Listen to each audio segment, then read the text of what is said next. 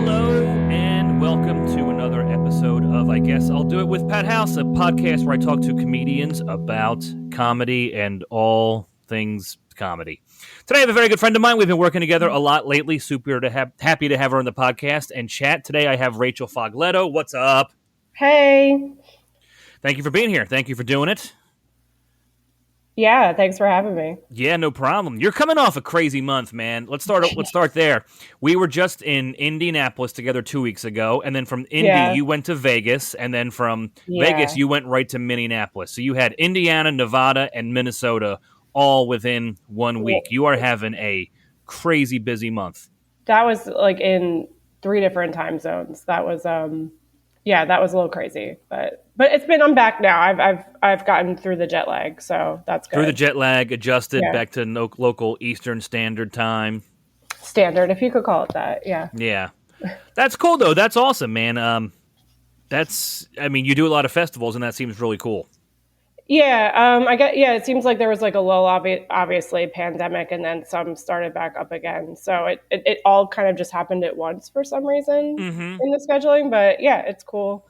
So you know how sometimes it's like there's a spurt of busyness, and then you're just like, oh shit, like what do I do now? Kind of thing. Absolutely. I mean, especially I feel like we're like things are getting back to normal from COVID, but there's still like peaks and valleys. Like I'm in the middle of a very, very busy month right now, but I had the slowest summer I've ever had, and I don't have a single thing in December. So it's really strange because everything is packed into 6 weeks between October and the first 2 weeks of November. It's really weird how that works out. Like you try to find balance, but it's like you either have like a batshit crazy month and then like nothing for 6 weeks. It's weird. Yeah, and then trying to like schedule stuff, I feel like people are either like, oh, like I schedule like sooner or like you know what I mean? Like trying to figure out when people are actually booking stuff. I feel like that's kind of like settling again too, because even people who are, I feel like people are just starting, at least in my life, like booking further out more now. Because before it was like, well, we don't know if we're going to have to close like in a month because of COVID, you know? So I feel like now it's starting to I'm just like, hey, just like book me like in the future, that's fine. Because then at least I'll have stuff. Yeah. And it's really wild because I have a couple dates next year already. But I'm already trying to get stuff in the second quarter of next year. Like it is October, but I'm already looking at shit for April and May. It's wild. I mean, that's good though. I mean, I'm just like, trying. So, your first album just came out this year and it's awesome. Called Is This the Test? Yeah. It was awesome to be there. That was such a cool night. That was such a great show. And you and I work together a lot. We've known each other for like 10 or so years now. But that was the first time I watched you piece your whole set together. And it was awesome because we worked together a lot. But in a couple of those instances, I was headlining. So I peek my head on the road, watch it for 2 minutes, walk out, go through my head, come back, watch you again for 2 minutes. And it always sounded awesome. But that night I got to watch you do your whole thing through and through. I sat in the chair, did not leave, and it was awesome. The album came out great, so congratulations. Yeah, thank you. Thank you for being there. I was like, no problem, of course. Yeah, it's hard when you're like, it's hard to watch when you're like headlining or going after I feel like I always want to see people who go before me in a lineup, and you're just like, but you're so in your head, especially if you're closing the show. It's like, I want to, it's not like I don't care. I'm like ready to throw up and shit myself. So, and also too, like, I mean, I know. I'm assuming I'm allowed to curse. Okay, I figured, but I just wanted to make sure. I think Jackie Cation was the first person to drop the C-bomb on here. So that was pretty cool. Nice. But it's funny because even though like we're on the same show and you were in the middle and I was closing, I like I just like listen to the room sometimes. I'm not even listening to you. I just want to hear how they are. You know what I mean? Like it's not even about your jokes or your material. I just want to feel the room out. But they've been a lot of the shows we've been doing together. They've been awesome crowds through and through. Yeah, especially like Indiana, I felt like was great. I feel like that was like I feel like it took a while after COVID, but it's like, oh, finally audiences are like normal again, kind of. Yeah, that's such a cool little room. It was the side room at the Helium Comedy Club in Indianapolis, and the room only holds 50 people, and both shows had about 30 or 35, so the room is more than half full. And the way the laughter is there, you can just hear it all. It's such a cool little side room. And I think a handful of comics have recorded albums there. I mean, I would probably do one down the line in that room because, I don't live in Indy. I'm not going to draw a crowd there, but I'm confident if I put album recording on a poster that I can get 100 people to show up. Even that crowd was like good. Like I felt like even the dumb little recording I did on my phone came out. Yeah, I posted a couple clips from that club too, and it sounded and looked great. It's just simple. I just love the gray walls, the like 10 or 12 tables, and just like the purple Helium Comedy Club sign behind you. It's perfect. It's so bare bones. There is. I love the setup there, and I know a lot of other comics love that room as well. Yeah, I love like a littler room, if that makes sense. Like I feel like a more intimate room because it's like, it feels like more. I feel like people are less conscious about like what they're how sometimes people get like weird about and all that. And it's just more intimate. There's more of a connection. I mean, you're all in a small room. So like we're in this together. Absolutely. We have to get through it. So how long have you been at it now? How long have you been doing stand-up? So the end of September is what I count as 10 years. Okay. So you just hit a full 10 years. Very cool.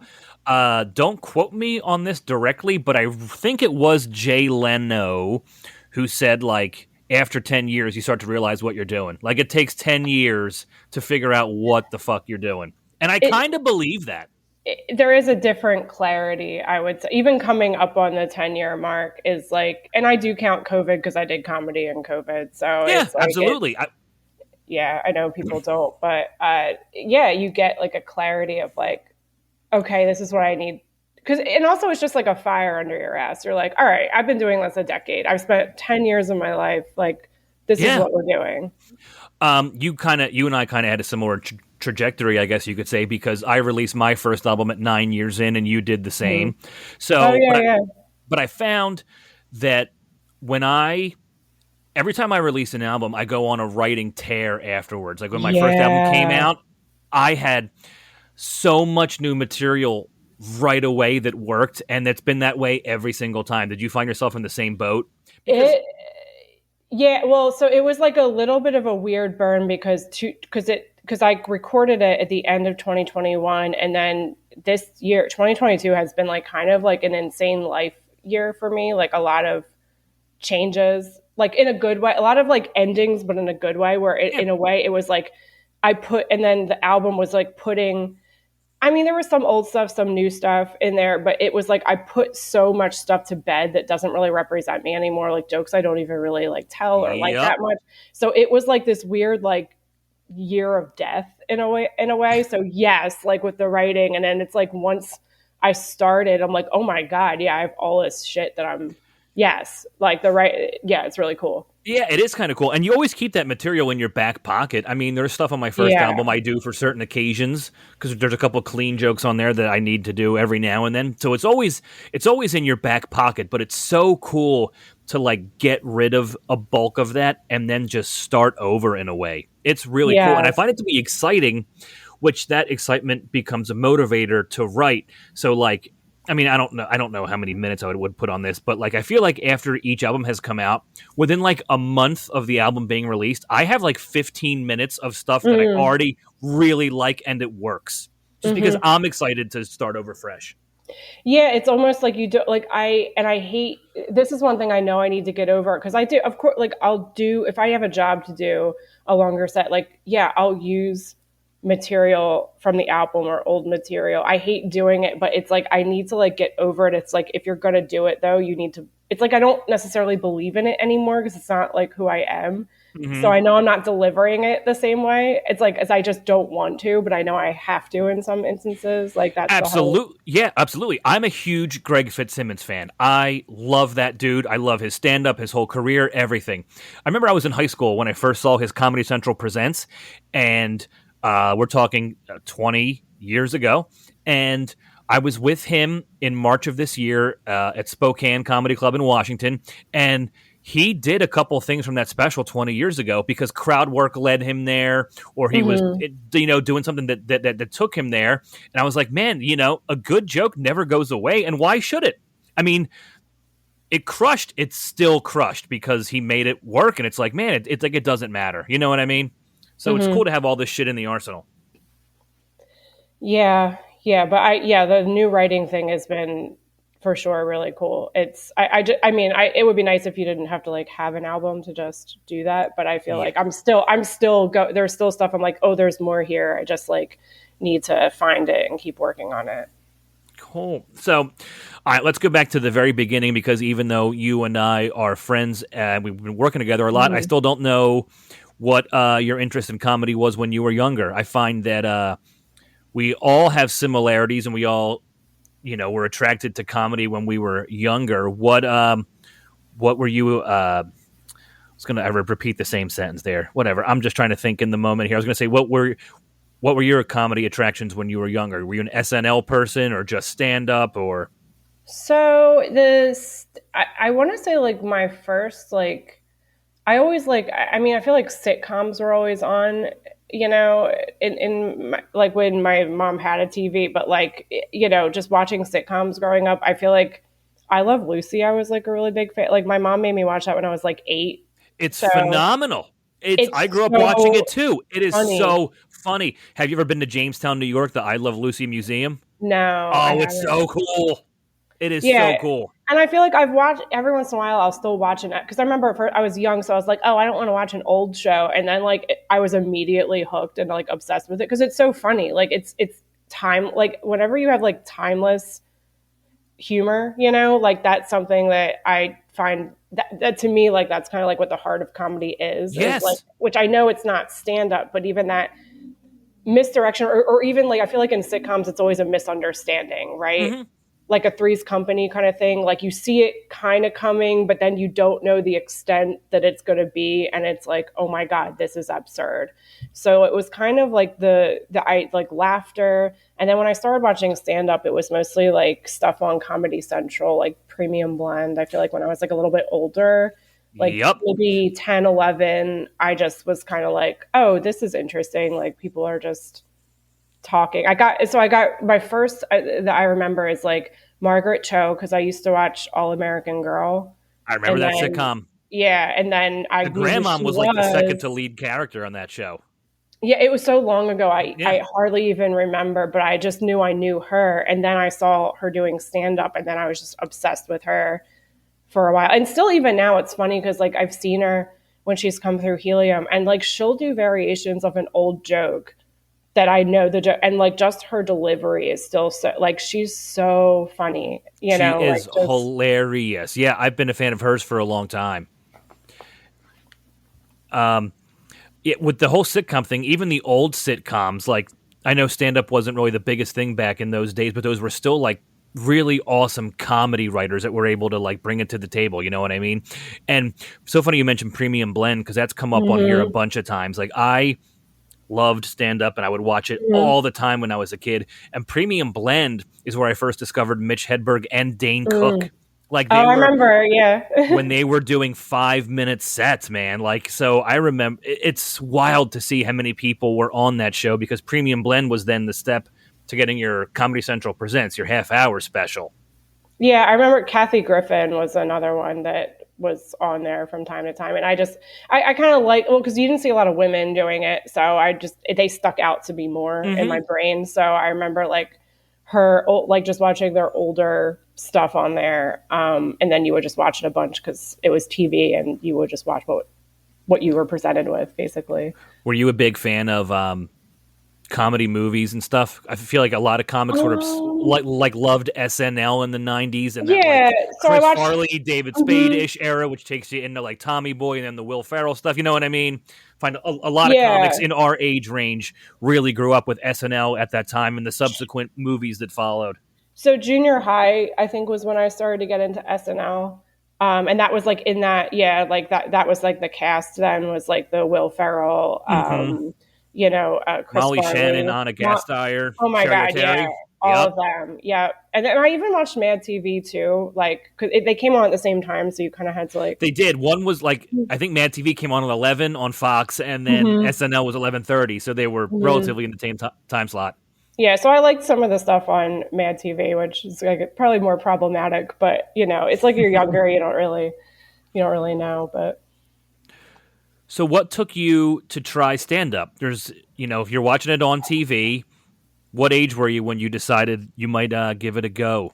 Well, I didn't do stand up till I was 27. I did it late, I guess, but I always kind of, it was something that I think for a while, like in my head, I always wanted to do something entertaining, but then I went like the academia route, like in school, and that took up my life. But then I started to, like in my early 20s, when I was starting to get done grad school, I started to like, this is embarrassing, but whatever. But like, I would like go to poetry readings and stuff, but I enjoyed like kind of storytelling. And then it got to the point where I ended up doing this in 2012, so like 10 years ago. I ended up doing this like fringe show, and it was kind of like it was called The Secret Order of the Libertine. So it was kind of like sensual storytelling, but like other stuff. And like I tend to make my stuff funny because I just think sex is funny, and I'm not like ever been a person that like can just like read erotica because I think it's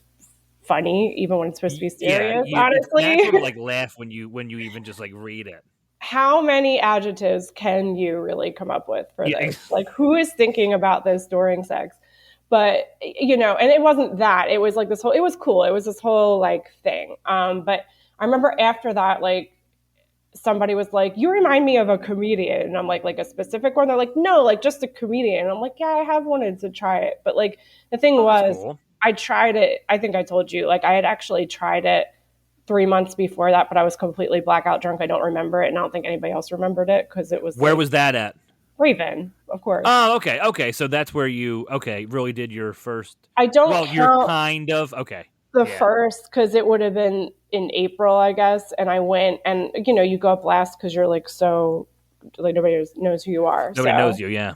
And then I just got really drunk, and I have no idea what actually happened. Oh man! Any chance you like recorded that set or anything? No. You were that far? Yeah, I get it. No, but so like then I did it at the end of after the Fringe thing. I'm like, I'm gonna go back and I'm gonna do that mic again. So that's when you. So would you count your real first set being at Raven again? Yes, and okay. It's funny because I went back and something happened. I waited the whole time and I was like, I'm not going to get that drunk. And then like it ended. And then I went up to one of the hosts and I won't say who. And I was just like, did you, and he's like, what's your name? And I'm like, yeah, I told him my name. And he's like, I guess they had accidentally crossed it off or something. And he was like, oh, I'm so sorry. Like next time you come back, we'll put you in a good spot. So I actually, like the next week I came back and they put me up like in the beginning of second half, which was like that's a good spot. And I had people I had a couple people from like the Fringe show like come to like support or whatever. And I remember, do you remember Lisa Yost? Yeah. She was like hosting the second half and she was like crushing it, so I kind of like looked up to her because like again like not a lot of female comics were doing it. And I remember like my friend leaned over to me and she was like, I'm scared for you. And I was no. I am too.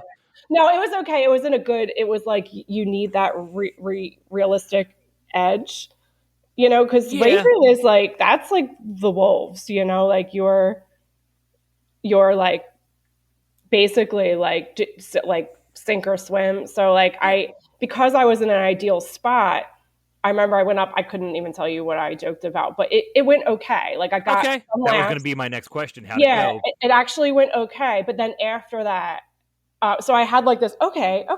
Like I had that thing where like some people have like a good first set and you're like, all right. But then like after that, it was like went up last every week. Like always, everything sucked. It was bad. Bomb. So I know that. That's so true. My first two sets were great. Laugh House a Wednesday, and then the following Wednesday, first two sets were great. And then I swear to God, I didn't have a good set for like 3 or 4 months after that. Yeah. Months. I was only performing once a week, and then I started to meet new friends. I met Chip Chantry, and I met some people.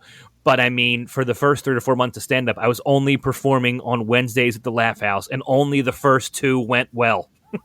Yeah, well, I think I only knew about Raven, so I was only going to Raven, therefore only going up at like 2 a.m, like when nobody gives a shit. So like, but in a way, it was good. So it was good to have like the good, because you can see it's like it teaches you early on. It's like, okay, so environment does have something to do with this.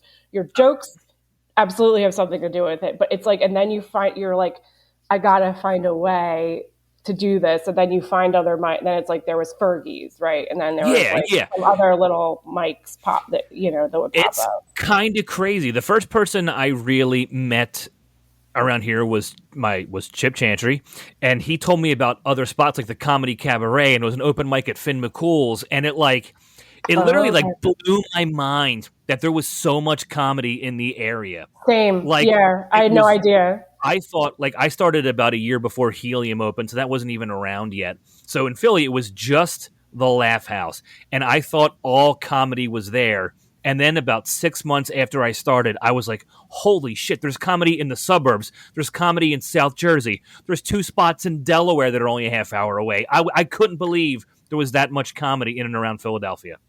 I didn't either. And it's funny because now when people are like, where do I even go to see comedy? I get it, because I'm like, yeah, it's like you don't know unless you seek it out, kind of, which is weird. And then you see how many other people were out there doing it. You're like, man, I didn't even know this place existed 3 days ago, and there's 35 comics signed up. Yep. Who are these people? Where did they come from?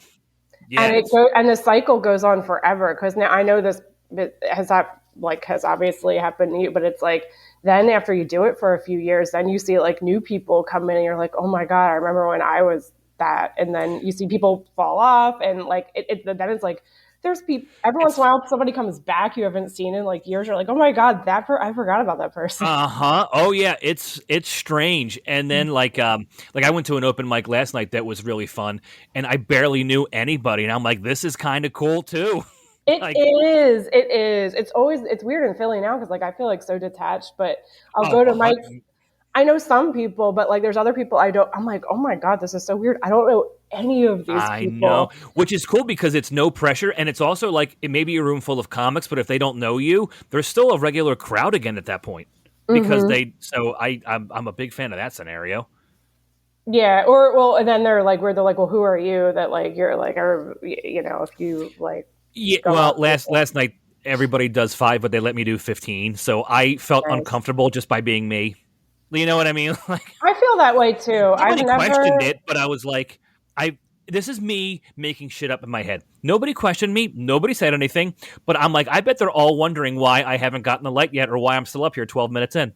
Mm-hmm. Like, and then that's just me. That's just me. No, I'm gonna say I've never been like, even when it got to a point where people are like, oh, you can go wherever you want. And I always feel weird. I'm like, I don't know. You want me to put my name on a piece of paper? I'll put my name on a piece of paper. I don't care. Like, whatever. Like, I mean, obviously I don't want to be here for like 5,000 hours, but like, I know, but if I have to, like, I don't mind waiting like a little while. I'm gonna have a drink because I want to support the bar. Like, absolutely, absolutely. All right, so you did that first. You don't count your very first time at Raven, but your second one went well, and then you did all the late night spots and bombed. But were you like invested at that point, even though you were having some rough sets? Were you like, you know what, I'm going to still stick this out though?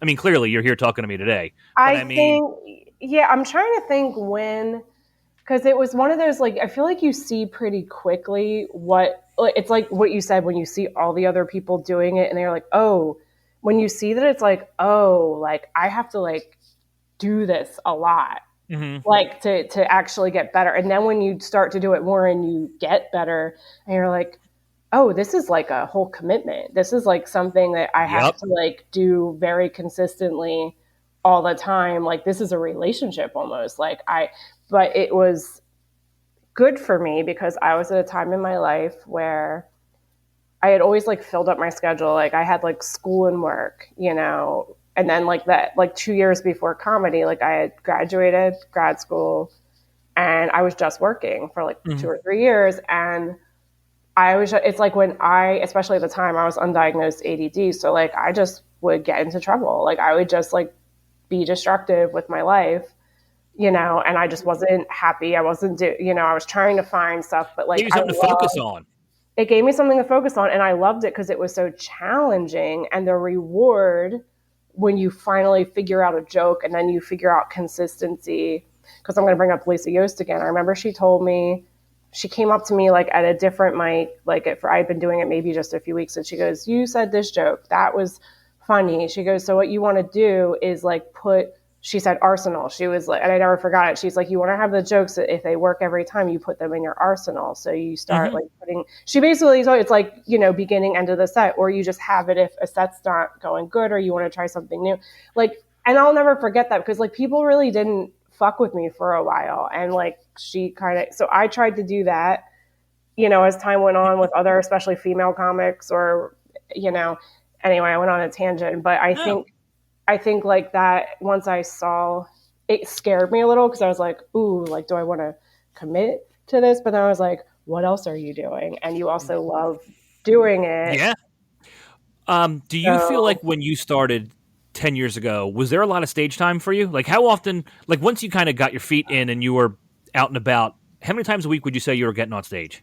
So once I learned like where all the stage time was, I feel like there was. I felt like Monday through, or even like Sunday through Thursday, there was always mics. Yeah, a ton. There was a lot of and you could even do like certain nights there were multiple ones, you could go to. So I felt like in terms of mics, there was a lot. But then what started to be is like I wasn't a person who like I didn't get booked on shows like very easily. So I would get like a few minutes here, a few minutes there, and I would be going out because that's what you have to do. I felt like it wasn't really until I made my own show that I started to get like booked more. But then it gave me the opportunity to do like longer sets and actually like figure out how to do longer sets. Yeah, it's such a whole process, man. You figure so much stuff out, especially in your first couple of years when you're figuring stuff out and you're just like still brand new. Like even 2 or 3 years in, you're still pretty much brand new. You're still meeting people and getting your bearings. But like I look back at when I first started now, like a year or 2 years into stand up, we're going at like 2005, 2006. There was so much stage time. Like I could get up twice on Mondays, twice on Tuesdays, and if I played my cards right, 4 times on Wednesdays. Every week. It was bananas. Like Wednesdays there was a lot, and even Thursdays I feel like there was like a lot. Yeah, Thursdays there were too, and then Fridays I would go hang at the club, mainly like the Comedy Cabaret in Runnymede, New Jersey, or like Rascals in Cherry Hill. But I mean, I would try to get like guest sets or whatever. But for a stretch there, I was out doing comedy or watching it 6 nights a week for like years. Yeah, because you could, and it was like easy, and that's what you had to do. It's like you had to kind of saturate yourself in it. So it's like, and I found like you learn so much from watching comedy too, even watching other people with very like somebody like super new to somebody like really polished coming in to work on stuff. You learn so much. Dude, I tell people all the time, and I've mentioned it here, like you just learn so much by watching. Like Helium opened a little bit after I started, and I would just hang there most weekends. And like these comics weren't coming to Philly before, so now I get to see Maria Bamford, Dave Attell, Greg Giraldo, Patrice O'Neill, all these different comics, different styles, different ages come through and headline, and that just sitting in the back watching them was the ultimate masterclass. And I loved doing that every single week. And even if it was a comic that I like loved or didn't care for, I would still watch. And at that point, I was walkable to Helium. I lived in Center City. I'd be there Friday and Saturday, especially if other comics were there hanging. Yeah, I love that too. Actually, one of my favorite things is like watching a comic I'm not even that into, like work, because it's like you can still learn so much from live comedy and just like watching a person work a room and like deal with people that, oh, they didn't like this joke. What do I do now? That's my favorite part, is like watching somebody like professional do that. And it's so cool. I mean, I love Dave Attell, huge fan. I've seen Dave Attell do couple jokes that fell flat, and it's cool to watch your heroes work through that. It like humanizes them. Yeah, You know what and I it mean? also makes you realize, oh shit, I have a lot of work to do. Oh, Like, absolutely. Yeah, there's a lot to be said about watching your favorite mhm. comics, but it's cool to watch them not struggle, but just have like a moment where they're like, "Oh, okay, that one didn't work," and you're like, "I just watched my hero fucking have a moment," you know? Yeah, well, it's like just goes to show it's like the writing process is always a process, right? So Absolutely. like Oh yeah. you think something, you have this thought in your head, but the only way to test it is to say it in front of an audience and see what they do. Man, I saw Chris Rock at a comedy club one time just come out on stage. People were standing up, and Chris is like, sit down and lower your expectations. And it's 100% true. And the set was okay. But it was cool to watch him do that. But I understand that you're excited to see me, but this is brand new material. And I watched him work through it. And some of it wasn't that great. But I fucking love that stuff. Love it. Yeah. Yeah. No, I agree. Yeah, like watching somebody work through their thoughts and it's like, oh, okay. Yeah. And it also, in a weird way, it makes it seem more attainable, but like even less at the same time. Does that make sense? It does. So I have a couple notes here. I was on your website, even though we're friends. I still do my research Oh on your God, I haven't website. updated it in a All right, well, regardless, that's not important to what I'm about to bring up here. In your bio on your website, you said that somebody after a show said you were so funny you ruined my night. Tell me what yeah. happened there. No, I think that was in LA and it was Because I that's a compliment, but that's a very it's a unique compliment. That's why I like it. That's why I put it in my bio because it was like one of my favorite compliments still to this day. And I can't Yeah, remember. I mean, it was literally just like it was like a bar show, I think, and it was a fun bar show. But I think, my style, my style, it's kind yeah, of, I don't like to say I'm not dirty, but I'm dark. Like I'm dark, yeah. I guess. So like whatever I have, I don't remember exactly like maybe what joke it may have been honestly, it may have been the HPV joke. That's on the album. It's a pretty standard. It's a stupid like I don't want to say the joke. It's not even about HPV. It's just a punchline, but Yeah. it's like they're like that HPV joke. It's like you were so funny, you ruined my night, and I'm like, oh, thank you. I like no one's ever said that before. Like That's because to really me, oh, go ahead, yeah. no. That's just a very unique compliment. I read that and I was really curious to hear the backstory on that. Because I think I people say understood weird. what they meant. It's like it's so if it gets you and it's so fucked up, it's like, oh my God, like that. But people also say the weirdest stuff after shows, whether it's a real compliment, a backhanded compliment, or they don't realize that they're being a complete fucking idiot and they're not complimenting you at all, even though they Oh intend yeah. to. I Like the get those all the weirdest. Dude, time.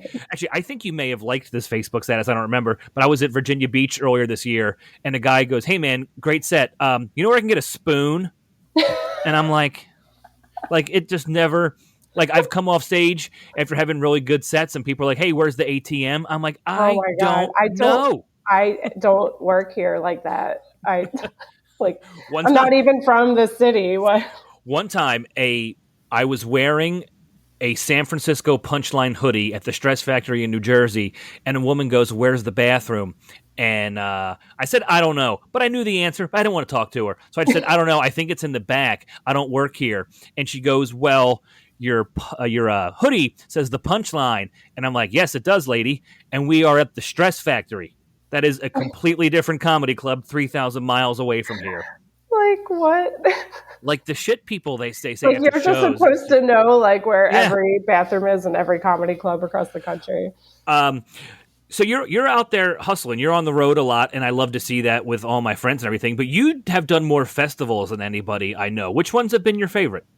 Oh God, oh I hate picking favorites. I know it's so hard. It's like rating, your favorite bands or your favorite rooms. I But say, yeah. Well, I mean, it's also because I'm like, this is how bad I am. I could like love something and forget, like in the moment. I'm like, I don't know. I guess, and of course, you remember the most recent. I recently did some, and they're all, and I have to say, and I'm not just saying this because, like, I'm trying to like be, what's the word, like diplomatic or whatever. But I'd say like the ones I recently did were like, I don't know if it's like because post pandemic, everybody's just like we're doing funneling it, in one direction. but also like I think because I've done a lot of like what you do the thing. I did the thing where it's like apply to everything, do everything, and then you start to see like which ones are worth it and which ones aren't. So a lot of it is that in the past, it's hard to say, yeah, because COVID did impact festivals, but it's like you start to only apply to ones that it's like, okay, is this going to be worth the money? Like, will there be industry there? Will it be like fun? Will there be good crowd? Like, so I'd say like I just did 10,000 Laughs in Minneapolis. That was great. Like I'd say like what makes it great is like when the hang. I know it sounds corny, but like a good hang. Like when they make the environment conducive. Like I'm not saying like some festivals will be like, here's a bunch of activities, which is great. But even if they're just like, here's a meeting place, here's where there will be some food later, here's where the main shows are. So like I love even a night I don't have a show, go watch other people's show. And then you start, after a while, you start to see some of the same people you saw at other, like there's friends I've made from festivals, and it's like so like exciting to see them. I'm like, oh my God, to see, and it's funny because like I felt like there was like this cascade of like meeting one person at one festival that was at the next. Like I did Asheville, and I met people who were on the Motor City Detroit festival that was like a month later. And then at Detroit, also all fun. They were all fun. Like there was like the shows were great. The rooms were full. The audiences were like grateful. They were happy. There's food. Food is always like a plus. And industry. If there's like bookers there that might, that you could like give your email to or exchange information. That's always like, it has to kind of, have something there. It's not just like you're traveling to do like a bar show, which, hey, sometimes you do that. Sometimes I've done those. I've done that. So it's like it's like I feel like each one I met somebody. And then A Laugh After Dark was Vegas. That was super fun. There was like shows every night. They recorded them. So it's like, you'll have like, it's like, if you get like a recorded set from it. Minneapolis did that too. It's just, they were all, I'm not just saying it. They were all like, they've all been good this run around, I guess. Yeah, this last year. That's cool. And I think you met my buddy Chris Sear in Vegas, right? Yeah, it was funny. It was it was like right after I left Indy, and I'm like, I was featuring for Pat House. He's like, I love Pat House. Yeah, he's a great dude. And then we were just in Indy a few weeks ago, and then you met Alex Price, who then you saw again in Minneapolis. Yes. Comedy's a small world, man. It really is. And it's nice because you feel that it's like you feel, even if you met somebody once, and especially when you're in an unfamiliar city, it feels like you're friends already. You're like, oh my God, I know you. It's totally true. I mean, even if you're like traveling and working at a club on the weekend, a club you've never been to, hundreds or thousands of miles away from home, when you meet the other comics on the show, you automatically have that bond, and you just you automatically understand each other because we all have the same mindset. We're all kind of the same ilk of people, so we're all just you're in the trenches. Yep, you can meet them for the first time, but hey, you're both comics, so you're already on each other's side. It's like, hey, you want to go do this today because we're both here in this city that we don't know, and and it's like, I feel like most of us are introverts. Most of 100%, us. 100. So it's like, let's go be weird and awkward together somewhere. That blows people's minds when they find out that most comedians are introverts. I have, I spent a couple years. I think stand-ups are introverts. Yes. Yeah. Improv people are definitely a little more. But so I spent a good amount of time a couple years ago opening for Sebastian Maniscalco, who's very successful, very animated. He's hilarious. He has great jokes, but he sells the joke. He's very physical, facial expressions, very animated on stage. And people would ask me, what's he like? And I'd say, very quiet, nice guy, but keeps to himself. And like nobody would believe me. I'm like, I don't know any comics off stage who are fucking high energy. I've met a couple. I've met a couple extroverted. They tend to not be the funniest. Not saying those people aren't, but people are just, their mind is blown when they find out that he's not like that off stage all day, every day in his life. None of us are. No, well, because I think what we do is we're writers, so Yeah, it's more and yeah. observers. I'm sitting back and listening and watching and Yep. taking it in. I'm not participating. No, because I that's the way you can write a joke is like seeing how everything kind of folds or unfolds, mhm. really. I feel like that's kind of where the magic is. So, yeah, we sit back and then it's like, wait, we're going to do it like this. They'll do it like that. But also, like, when I go on stage, I'm by myself. Like, Yep. yeah, I can be in front of a room full of people, but that's not extrovert. That's just kind of like ego, I You're guess. still in charge. It definitely is Hmm. ego, but it's because it's your show. You're on stage. I talk. You don't.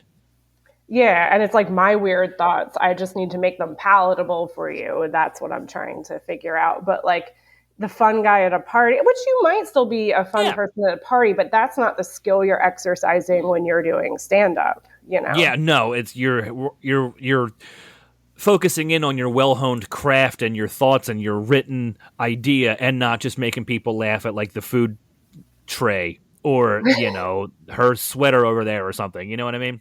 Which I admire people who can do that because I am Absolutely. not great at crowd work. I really hate it. Oh, thank you. I've That's come up on this podcast a lot. I hate it. I mean, if something naturally happens in the comedy club that's fun Yes, and I'll roll absolutely. with it, but Absolutely. like the thought of me pointing at like a couple in the front row and being like, "How long you guys been together?" Yeah, or fuck that. I don't "I it I makes don't want to it know anything about you. dude, I love stand up more than anything, but it's like, yeah, I don't like crowd work, and it's like I talk, you don't, we all go home. Hopefully, we all enjoy our night.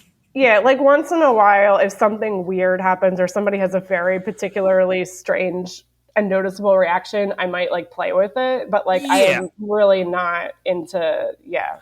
I've done that too, and like I feel like I could be so awkward sometimes. Like even if I'm on a good roll of crowd work or like an interaction or something, I can't wait to get it back to the material.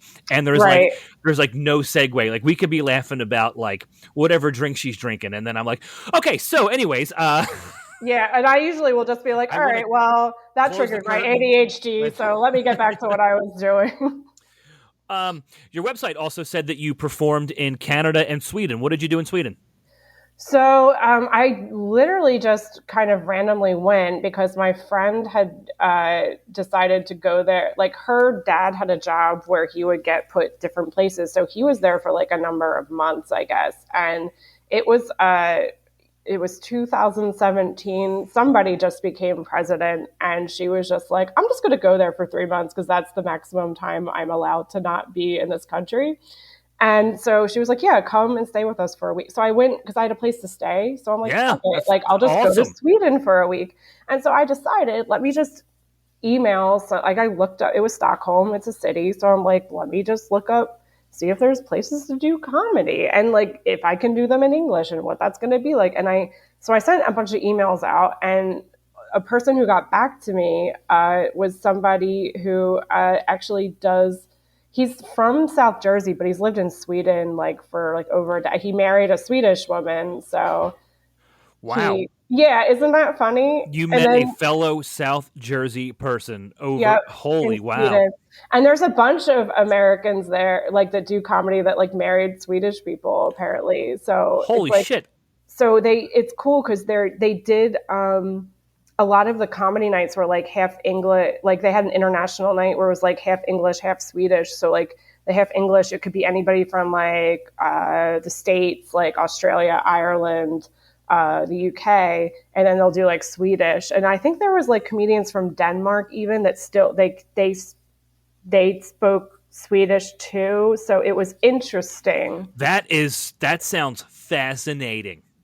What was fascinating was that I found myself because I watched some of the Swedish comedy and I put it on my Duolingo before I left, but I did not learn the. I mean, I could say like thank you and hello, and that's, I mean, very basic. And probably even then, like I remember one guy at a bar made fun of the way me and my friend were saying thank you, and I'm like, look, I am trying because it's talk, but I guess we said it probably like stupid South Jersey accent. But I found that I was laughing at like when the audience would laugh at the Swedish jokes, I would laugh, and I'm like, I don't know what they're saying, but like laughter is It's contagious contagious. because you Absolutely. see the animation, and you can almost like you can feel, it's like a song almost, you can feel the build up and the punchline, and then when the audience laughs, you're like, I know it's funny, I don't know really what they're saying, but it's like you want to be a part of it. And I'm like, am I real? Like what am I right now? What am I right now? Or is it like this evolutionary thing to like blend in, because like you don't want to look like an asshole for not laughing, So how did your set go over there? It was fun. I did have to like start every set, like, because obviously people like kind of want to know where you're from if you're speaking English. So it would be like, she's from the United States. But it's funny because people knew Philadelphia. They're like, oh, where in the States? And I'm like, Philadelphia. And they're like, oh, Philadelphia. And I'm just like, is it that bad? Oh, no. You know what? We probably are internationally notorious for probably negative reasons. Apparently, but especially then, I mean, I guess I'll say it, whatever, like who cares? But it was like I felt like I had to start every set with like, yeah, I'm from the United States. I didn't vote for Trump, sorry, because like they were not. They were like, what is going on over there? Like what? That's a great opening line. I was like, I didn't do it. It wasn't me. Perfect. Did they laugh at that? Yeah, it was a good icebreaker because I feel like people don't know, like they lump, they say that's what you guys did. That's just an assumption. Like everybody in America is that way. Yeah, I'm like, I don't know what happened. I did one set in Europe. I did a set in Galway, Ireland. And oddly enough, like it went okay. It wasn't amazing. It wasn't terrible. It was fine. But it was at a New York City themed bar. Whoa. And the stage was literally surrounded by like photos of 9/11. The firefighters with the American flag and the towers coming down. And I'm like, you can't make this up. That is wild. I would, you took pictures, right? I would have to take. I think there's one or two, but you can't see the photos in there. Post them, but I would be like, I just need to remember that this is real. But I remember, now I did the one set in Galway, but I remember being in a couple cities in Ireland, like Cork and like Dublin, and seeing posters for comedy shows in like bars and bookstores. And I was like, there is so much comedy over here. Yeah, like it was weird to see that much comedy. I remember I hit up a bunch of people, and like only the Galway people got back to me. Like I tried in other spots, but it was cool to really watch it somewhere else. Yeah, it for sure is, because you do it in other cities, it's one thing, but to do it in another country is like totally different country. Yeah.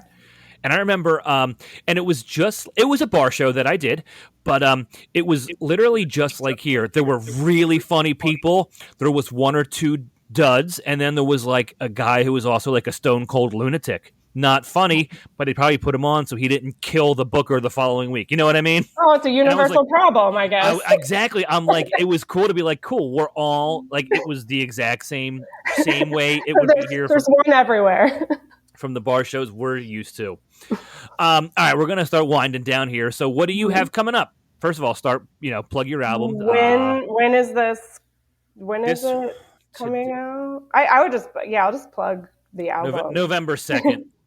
Oh God. 2 weeks. So it's after, I don't know. I'll just plug. Just you can go to my website. Plug all your socials. Yeah. www.rachelfogletto.com. That's where I am trying to get better at posting all my stuff. But you can also sign up for my email listserv, and then all my social media, Instagram, TikTok, Twitter is at Rachel Fogletto. So I post, and my link to my album is on, I think, every social media platform. So Is This the Test? And it's on all the Spotify, iTunes. Is it still iTunes? Apple, whatever. I think. I'm so bad. I don't even know either. Like, if you look up Rachel Fogletto, I'm the only one. Hit play, listen to it. Yeah, it's funny when like whether I'm a guest on someone's podcast or they're on mine, and they're like, plug your stuff. I'm like, just type Pat House in the search bar. Like everything is going to come right up. All the socials will be there. So one last thing here before we wrap it up. I hate ending on a negative note, but I do love a good bomb story. Oh, anything you could tell us off the top of your head from an absolute just nightmare of a show? I mean, there's been so many, and I've blocked so many. We have a lot of them. My memories. I'd say maybe the first significant, I feel like it's always a significant bomb when it's like has a little, like when people come to see you that haven't seen you do Oh, comedy. dude, So, I just hit 18 years. That shit still stings. and then you have to be like, no, so I'd say like It's normally not like this. the first time that happened to me was at the Laugh House. I've only performed at the Laugh House twice. And it was because I think when I started, it was like on its way out, It probably had unfortunately. to have been it. Yeah, based off. Yeah, But so it was the class, it was, they did, I think the way it was is like they would have a mic every Wednesday, but it was sort of like a competition. And at the end of the month, it would be anybody who did the best at the other ones, something like that. yeah, that So sounds vaguely familiar. I remember them a couple years in doing a contest type thing, but I don't know the specifics. something like, I don't remember the specifics, but was one of the, like, I think they picked like one or two or three people for me. So like I had done so I did the first time I went to one of the Wednesday mics and I had a great set, and a lot of stuff I did was dirtier stuff because like I was newer. I did sex material. That was what I was doing. We all do out the gate, like we all do, or most of us do, I should say. Yeah, and I still do, but I'd like to think it's cerebral, but whatever. And so I did this 5 minute set. It fucking crushed. Like it was great. It was like I was like, this is great. I love comedy, and you know, and then and it's like it's better like because I don't remember if it was audience. I don't know, but they're encouraged to invite people. So for the one at the end of the month. I got on that and I invited like I think my mom, and my mom brought a couple of her friends. And I think she had seen me do comedy before, but like some of her friends hadn't. And then like a couple of my friends came who had never seen me done comedy yet. So like I had like a table of people, let's say, that came to see me, and like maybe my mom was the only one who had seen me do comedy before, so at least she knew that I wasn't a total failure. But I basically did the same set, and it like just ate a whole pile of dicks. Like it, and then I remember even the jokes that usually worked, like my arsenal jokes, just weren't. A woman in the front actually turned her whole body and put her hand over her face. Turns her whole body away. Turns her whole body away from me and put her hand over her face. And I was, and like, just like, I can't, like your soul. And then like, you're just like, I know I need to keep doing this until I'm done, but I just like really want to explode right now. Like, I wish like a comet would hit me and like just end it all right now. Or like maybe somebody like just like a tractor trailer just bursts through the wall and like a light out. Falls on me or something. Yeah. Isn't it the most, it's one of the weirdest feelings that you can only describe to other comics because it's probably most people's worst nightmares. Like people have a fear of public speaking. So then they're scared, they're intrigued by the fact that as comics, we stand on stage in front of people. But then when it's not going well and you just have to stand there and fucking eat it, I think that is people's biggest fear. It is. And it's awful. And whenever people say like, oh, I want to try comedy, but I'm afraid to bomb, I'm always like, well, you're going to have to bomb. And also, I've said it before, you learn more from bombing than you do a good set. It makes you better. It makes you way stronger. Better. You have a good set. You go home, you're in a good mood. You're like, shit, all my stuff worked. That was awesome. You bomb, you're like, what the fuck happened?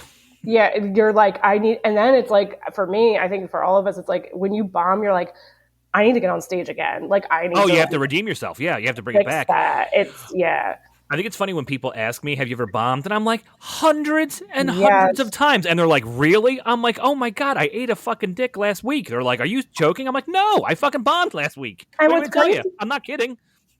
And you're going to do it again. And that's the thing. I know it's going to happen again. That's the worst part. Is like, even no matter how far you're in, you're like, I know it's going to happen again. I know it's going to happen again. But it really does make you a better comic. It's all part of the process and it never goes away. Yeah, you have to, and I think you have to be humbled. Like you have to be humbled. Like you can't just because it was like, yeah, I think at one of the festivals, it was Detroit, like, you know, sets were great, shows were great, but they were like, oh, you can go to this mic after. It's like, I think it was literally called The Shit Show. It kind of reminded me of Raven a little bit. And it was like late night, you know, people like can interject during your set. It's not like heckly, but it was fun. It was fun, yeah. It's like, yeah, you know what? Like, I just had a really good set. Let me go fucking eat shit, because like you need to bring yourself back to reality. Yeah. Yep. Awesome. Well, thank you for sharing that story, and thank you for being here today. I appreciate it.